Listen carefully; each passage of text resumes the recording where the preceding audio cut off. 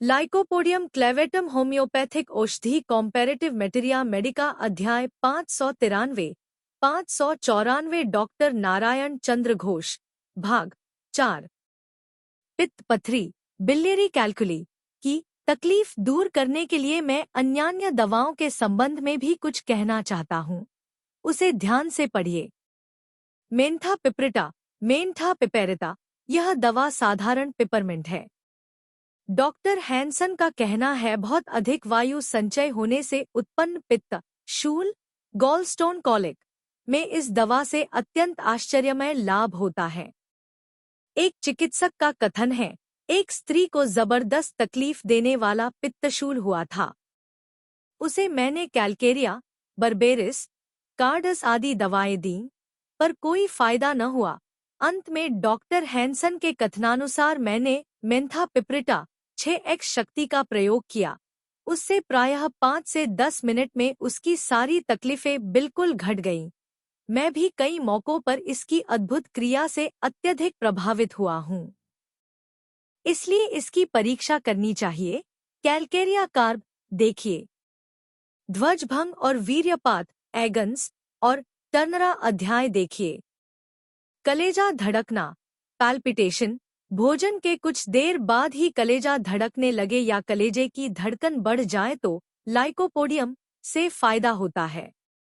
हृदपिंड का बढ़ना, हथकपाट की बीमारी या स्नायविक दुर्बलता की वजह से कलेजा धड़कना पैल्पिटेशन और उसके साथ नाड़ी कमजोर और अनियमित रहे तो लाइकोपस फायदा करती है। इसका अध्याय तथा डिजिटलिस अध्याय की अन्यान्य दवाओं का वर्णन देखिए।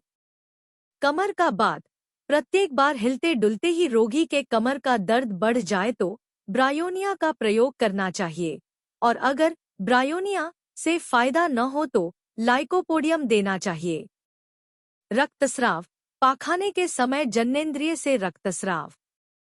घाव, निम्नांग में, खासकर घुटने के नीचे घाव, घाव से जरासे में खून और रस निकल आना, सहज में आराम नहीं होना।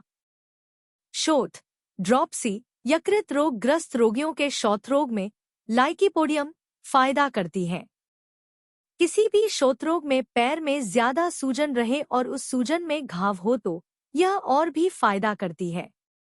लाइकोपोडियम के रोगी के ऊपरी आधा अंग जैसे हाथ, छाती, गला, मुंह आदि शुष्क और शीर्ण तथा नीचे का अर्धांग जैसे पेट, नितंब, पैर आदि खूब भारी और बहुत फूले फूले दिखाई देते हैं।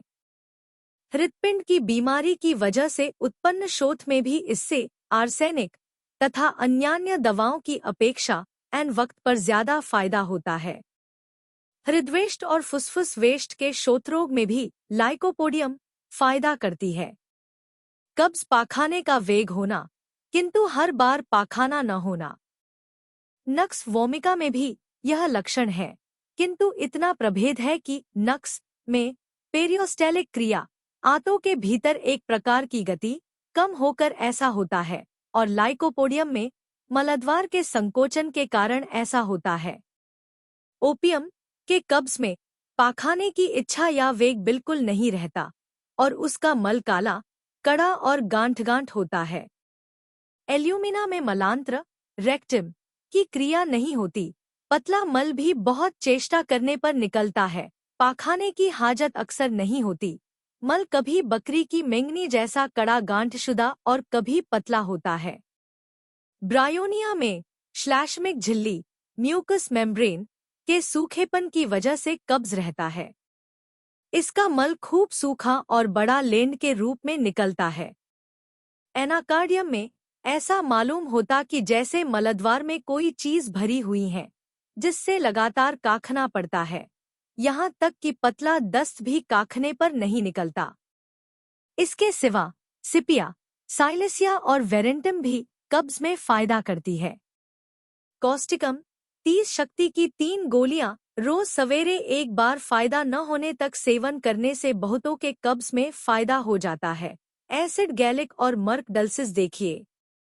केश की बीमारी, कच्ची उम्र में ही केश पक जाना, सिर के बीचों बीच यानी चांद के केश उड़ जाना, साथ ही चारों तरफ केश बढ़ना और घने हो जाना, प्रसव के बाद सिर के केश उड़ जाना, पेट की कोई बीमारी होकर क्रमशः खलवाट हो जाना।